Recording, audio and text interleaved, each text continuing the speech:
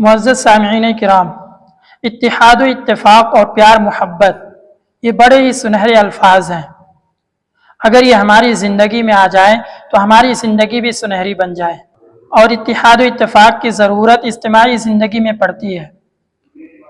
جہاں کئی سارے لوگ ایک ساتھ رہتے ہوں، جیسا کہ مدارس کے طلباء ایک ساتھ رہتے ہیں، اسی طرح اسکول، کالج اور یونیورسٹیوں میں پڑھنے والے اسٹوڈنٹس ایک ساتھ ہاسٹل میں رہتے ہیں،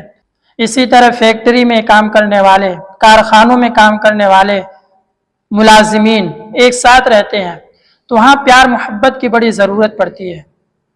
کہ کس طرح آپس میں اتحاد و اتفاق برقرار رہے۔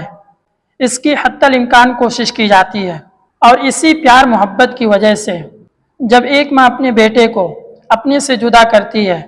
وہ بیٹا چاہے مدرسے میں پڑھنے جا رہا ہو، اسکول کالج میں پڑھنے جا رہا ہو، یا اسی طرح فکر معاش میں دوسرے ملک سعودی، ممبئی، قطر، دبئی، کویت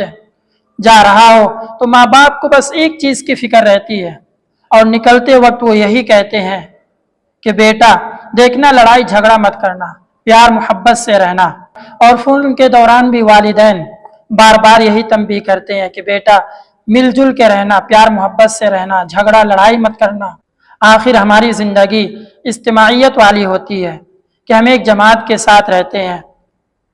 مدرسے میں پڑھنے والے طلباء دارالاقامہ میں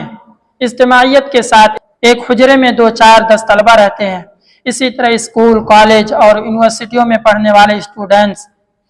ہاسٹلز میں ایک روم میں 2، 4، 10 اسٹوڈنٹس رہتے ہیں، یا پھر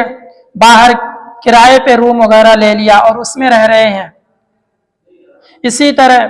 ملازمت کرنے والے پیشہ ور حضرات جو فیکٹریوں میں، کارخانوں میں کام کرنے جا رہے ہیں، ان کی بھی زندگی اجتماعیت کی ہوتی ہے۔ اور اسی طرح تبلیغی جماعت میں جو احباب جاتے ہیں، ان کی بھی زندگی اجتماعیت والی ہوتی ہے۔ اور اجتماعیت والی زندگی کو جھیلنا، برداشت کرنا، یہ بہت بڑے اجر کی بات ہے۔ اور ظاہر سی بات ہے، جب آدمی اجتماعیت کے ساتھ رہتا ہے تو الگ الگ علاقے کے لوگ ساتھ میں رہتے ہیں، کسی علاقے کا مزاج گرم، کسی علاقے کا مزاج نرم، تو اس طرح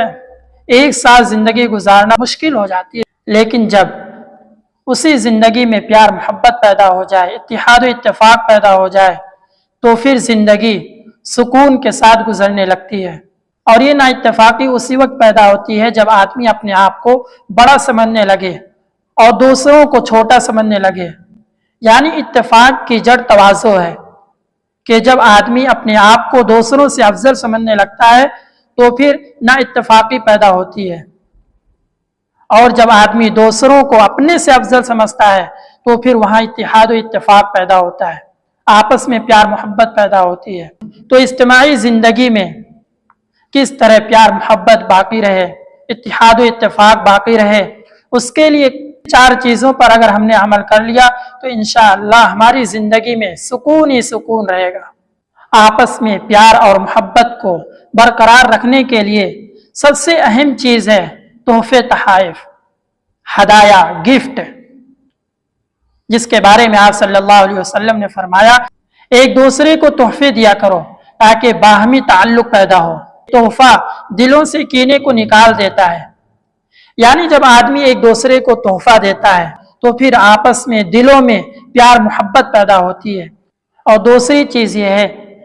کہ جب بھی اپنے ساتھیوں کے درمیان آئیں، روم میں داخل ہوں یا جب بھی اپنے ساتھیوں سے ملیں تو بڑھ چڑھ کر سلام کریں۔ آپ صلی اللہ علیہ وسلم نے فرمایا افشوا السلام بینکم تحابوا،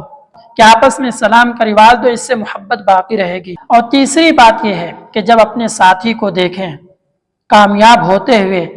تو اس سے حسد، جلن، کینہ، بغض، عداوت بالکل نہ رکھیں، بلکہ اس کی کامیابی کے لیے، اس کی ترقی کے لیے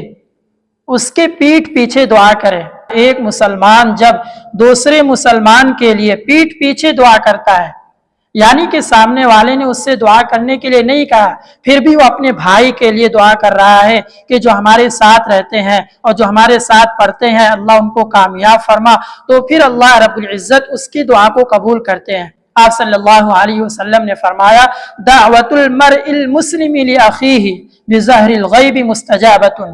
کہ مسلمان آدمی کی دعا اپنے بھائی کے لیے پیٹھ پیچھے قبول ہوتی ہے، رد نہیں کی جاتی ہے۔ اور چوتھی بات یہ ہے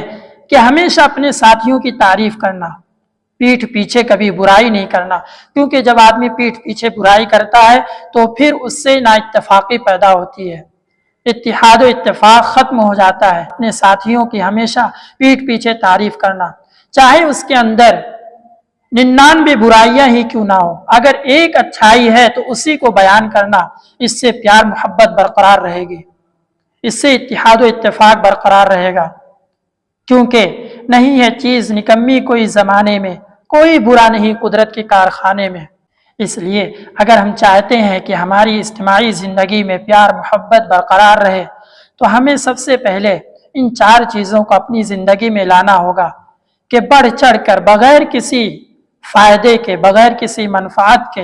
اور بغیر کسی مقصد کے، صرف اور صرف رضا الہی کے لیے اپنے ساتھیوں کو ہدایہ دینا، گفٹ دینا، تحفے تحائف دینا، اس سے محبت باقی رہے گی، اس سے محبت بڑھتی ہے۔ اور اپنے ساتھیوں سے بڑھ چڑھ کر سلام کرنا، اور اسی طرح اپنے ساتھیوں کے لیے دعا کرنا، پیٹھ پیچھے ان کی کامیابی و کامرانی کے لیے دعا کرنا، اور پیٹھ پیچھے ہمیشہ ان کی تعریف کرنا۔ جب ہم ان چیزوں پر عمل کریں گے تو انشاءاللہ ہماری زندگی خوشحال رہے گی۔ اس لیے آپس میں پیار محبت باقی رکھنے کے لیے ان چیزوں کو اپنی زندگی میں لانے کی کوشش کرنی چاہیے، تاکہ ہماری اجتماعی زندگی خوشحال ہو سکے۔ اللہ رب العزت ہم سب کو کہنے سننے سے زیادہ عمل کی توفیق عطا فرمائے۔